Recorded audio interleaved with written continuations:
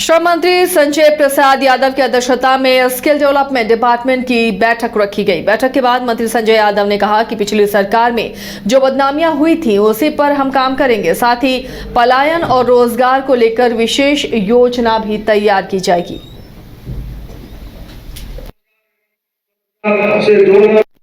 जो पिछली सरकार में जिस तरह से बदलामियाँ हुआ है वो सारे चीज़ों पे नियंत्रण करने के लिए हम लोग काम कर रहे हैं। अभी हम लोग का शुरुआती दौर है। अभी कुछ लोगों को हम लोग नौकरी सर्टिफिकेट भी दिए हैं। करीब 14-15 बच्चे को जो विभाग कमी थी जहाँ जहाँ चाहिए था उसको दिया और बाकी कई सीटें खाली हैं, बहुत पद खाली, हम लोग आगे काम कर रहे हैं और भ्रष्टाचार मुक्त झारखंड बनाना है, झारखंड का डेवलप करना है। झारखंड में बड़ी फैक्ट्रियाँ बड़ी कैसे ताकि यहाँ के लोगों को रोजगार मिले, यहाँ के लोग बाहर पलायन नहीं करें। उसके लिए लोग बेहतर से बेहतर सारे चीज़ों को करेंगे। जो अभी बहुत सारे चीज़ों का है कि 10-10 साल से प्रमोशन नहीं हुआ है। हम अभी साहेबगंज का समीक्षा करके आए हैं, वहाँ जो स्थिति देखें 24 साल से 20 साल से गाड़ियाँ नहीं मिली, पुरानी गाड़ियाँ से चल रहा है, कभी एक्सीडेंट हो जाए कुछ हो जाए तो उसके भी बाल बच्चे हैं। बहुत सारी कंपनी है जो हमारे पाकुड़ शहर के गोकुलपुर स्थित फुटबॉल मैदान में चांद भैरव क्लब के तत्वाधान में 3 दिवसीय एनुअल फुटबॉल चैंपियनशिप का शानदार आगाज किया गया। मौके पर मुख्य अतिथि शहर के चर्चित समाज सेवी लुत्फुल हक, सदर बीडीओ, खेलकूद पदाधिकारी, शहरकोल पंचायत के मुखिया भी मौजूद रहे। उद्घाटन में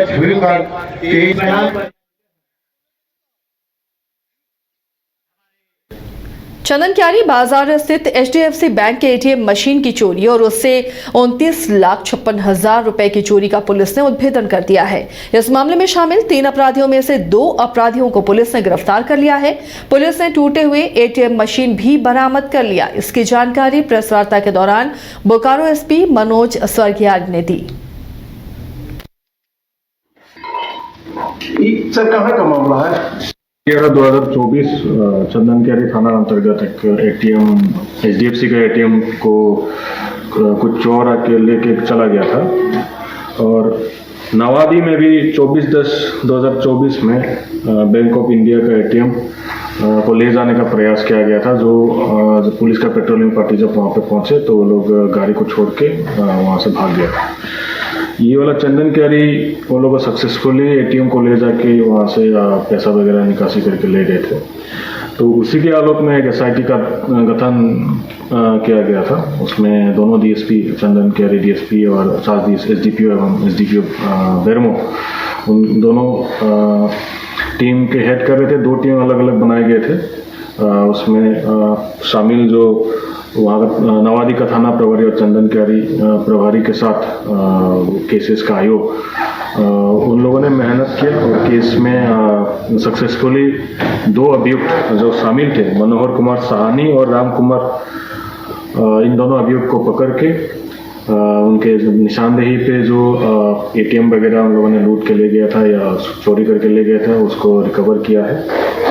और उसके साथ साथ जो ट्रॉली उन लोगों ने इस्तेमाल किया था ATM को ले जाने के लिए उसको भी। धनबाद के क्लिनी लैब में 2022 में की गई फायरिंग की घटना को लेकर गैंगस्टर प्रिंस खान के घर बैंक मोड़ थाने की पुलिस द्वारा कुर्की जब्ती की गई। हालांकि उसके घर में पहले से ही कई दफा कुर्की जब्ती की कार्रवाई हो चुकी है। हर बार की तरह इस बार भी पुलिस को खाली हाथ ही लौटना पड़ा। धनबाद पुलिस के लिए सरदर्द बन चुका प्रिंस खान आज भी व्यवसायियों को लगातार धमकियां दे रहा है। ऐसे में जल्द से जल्द प्रिंस को गिरफ्तार करना पुलिस के लिए बड़ी चुनौती है, क्योंकि वो विदेश में बैठकर अपराध की घटनाओं को अंजाम दिलवा रहा है। लेकिन आपको कहीं नहीं ये बैंक मोड़ थाना कांड संख्या 330/2022 था, जो कि क्लिनी लैब में जो फायरिंग कराया गया था प्रिंस खान के द्वारा। उन्हीं का आज कुर्की जब्ती की कार्रवाई करने हम लोग आए थे। तो घर पे तो अभी कुछ भी सामान नहीं मिला? हाँ, सामान तो नहीं मिला। देख रहे हैं पहले ही यहाँ 2-3 बार कुर्की ऑलरेडी पहले ही हो रखा है, तो वही देख रहे थे कुछ सामान मिल जाएगा करके, लेकिन वैसे कुछ मिला नहीं। कोई घर वाले भी हैं या नहीं? घर वाला भी कोई नहीं है यहाँ पे। स्थानीय जो यहाँ थे उनसे सिग्नेचर ले लिया गया है।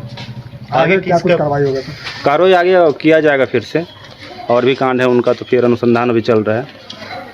इन पे बहुत सा मामला है, क्या पुलिस अब कार्रवाई जारी रहेगी इस प्रिंस की? हाँ बिल्कुल। कोडरमा जिले में अक्टूबर महीने में होमगार्ड नियुक्ति को लेकर हुई शारीरिक दक्षता परीक्षा में गड़बड़ी की शिकायत के मामले की जांच पूरी हो गई है। जांच के बाद एक अभ्यर्थी की जगह गांव के किसी दूसरे युवक के द्वारा शारीरिक दक्षता परीक्षा में शामिल होने की पुष्टि हुई। दरअसल अक्टूबर महीने में होमगार्ड के 391 पदों पर नियुक्ति के लिए शारीरिक दक्षता और लिखित परीक्षा आयोजित की गई थी, जिसमें हजारों अभ्यर्थियों ने भाग लिया था। परीक्षा पूरी होने के बाद गड़बड़ी की शिकायतें मिली थी, जिसे लेकर उपायुक्त के निर्देश पर एसडीओ रिया सिंह के नेतृत्व में जांच टीम का गठन किया गया था। जांच के बाद ये बात सामने आई कि छिंदवाड़ा प्रखंड के मदनगुंडी निवासी सूरज पासवान के नाम के अभ्यर्थी की जगह उसी गांव के आशीष पंडित ने शारीरिक दक्षता में हिस्सा लिया था। जांच में वास्तविक अभ्यर्थी की जगह किसी दूसरे युवक के शामिल होने की पुष्टि के बाद दोनों युवकों पर विधि सम्मत कार्रवाई करते हुए प्राथमिकी दर्ज की गई है। बहुत सारे कंप्लेंट्स आए हैं और हम लोगों ने एक टीम बनाया है एसडीओ की अध्यक्षता में। तो सारे कंप्लेंट्स की जांच एसडीओ और होमगार्ड कमांडेंट और 2-3 ऑफिसर्स उसमें हैं, उनके द्वारा की गई है। तो उसमें से सिर्फ एक ही कंप्लेन है जो काइंड ऑफ वैलिड लग रही है, तो उसमें हम लोग अभी जो भी न्यायिक उन पे जो भी लीगल कार्रवाई होगी। देवघर के टावर चौक पर शुक्रवार की शाम गृह मंत्री अमित शाह का झामुमो के कार्यकर्ताओं ने पुतला दहन किया। बता दें कि 2 दिन पहले संसद भवन में संविधान निर्माता बाबा साहेब भीमराव अंबेडकर के लिए गलत टिप्पणी और उनके बने कानून से छेड़छाड़ के विरुद्ध पुतला दहन किया गया, जिसमें झारखंड मुक्ति मोर्चा के दर्जनों कार्यकर्ता भी शामिल हुए।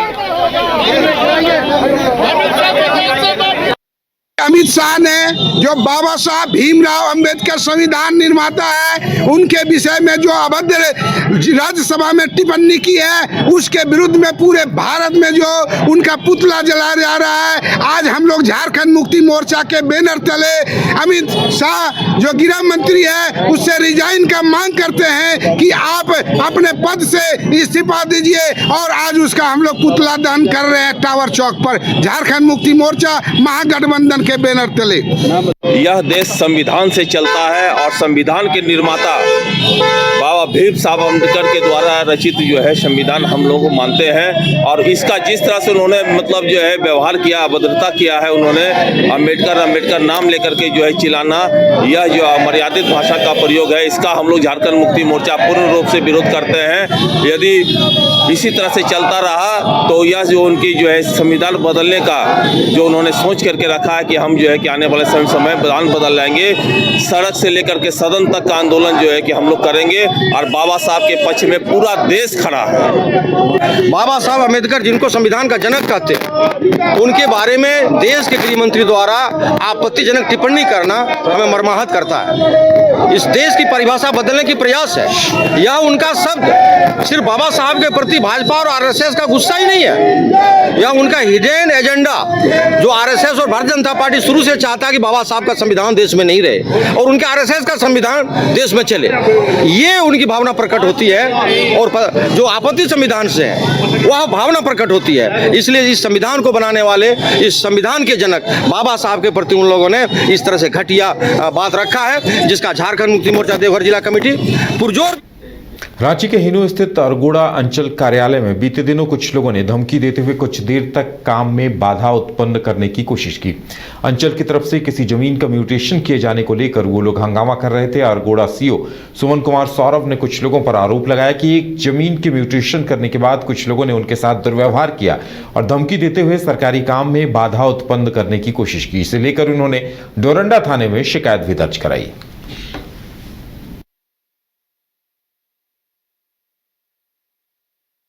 देखिए, मामला यहाँ पर आए दिन ये सब जो चीज़ें हैं, यहाँ पर सुरक्षा का कोई प्रावधान नहीं है।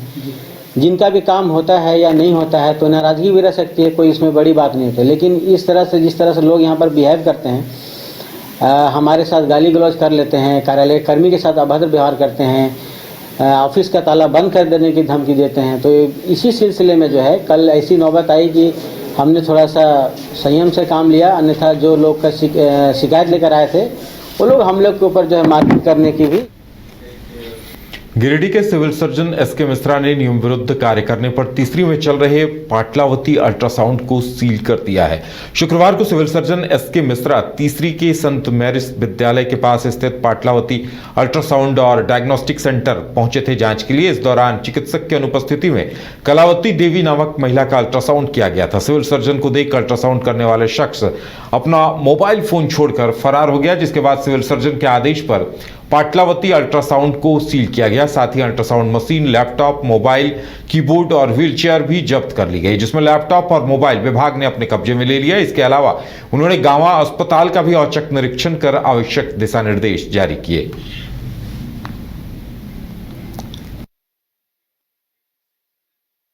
आइए आज पाटलावती अल्ट्रासाउंड इसके केंद्र की जांच मैं जब यहाँ पहुँचा तो एक कलावती देवी किसी का अल्ट्रासाउंड किया हुआ था और स्क्रीन पर भी कलावती देवी का अल्ट्रासाउंड किया हुआ था, जबकि इसका प्रोटोकॉल ये है कि चिकित्सक के द्वारा इसका अल्ट्रासाउंड किया जाना है। जो इसके लिए स्पेशलिस्ट चिकित्सक हैं वो स्पेशलिस्ट चिकित्सक यहाँ उपलब्ध नहीं है, पता नहीं कहाँ हैं, और किसी अन्य व्यक्ति द्वारा अल्ट्रासाउंड किया जा रहा था, जो हमें देखते ही यहाँ से निकल के भागा। उसका फ़ोन भी यहाँ रखा हुआ है, फ़ोन भी सील कर देना है ना।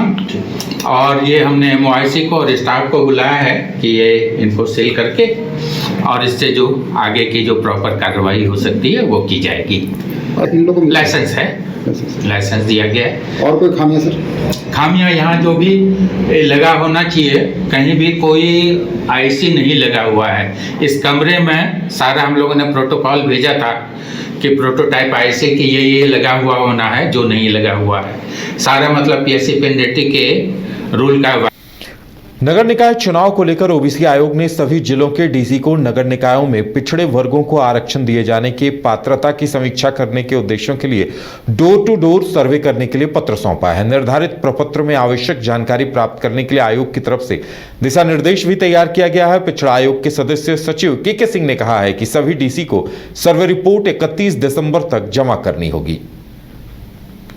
निकाय चुनाव के लिए जो ट्रिपल टेस्ट करवाने के लिए, जिसके लिए बैकवर्ड कमीशन को अधिसूचित किया गया था डेडिकेटेड कमीशन के रूप में, इसके आलोक में हम लोगों ने सभी डीसी को एक सर्वे कराने के लिए, डोर टू डोर सर्वे कराने के लिए एक पत्र दिया है, जिसमें प्रत्येक निकाय में प्रगणक की नियुक्ति कर डोर टू डोर सर्वे किया जाएगा। और उसका रिपोर्ट आने के बाद ये 5 तरह के प्रपत्र हैं जिसमें की रिपोर्ट हम लोग प्राप्त करेंगे, और उसके बाद उसकी एनालिसिस करने के बाद अगर उस समय तक अध्यक्ष आ जाते हैं तो अध्यक्ष की अनुमति से बैठक करके एक जो रिपोर्ट है वो सरकार को भेजी जाएगी।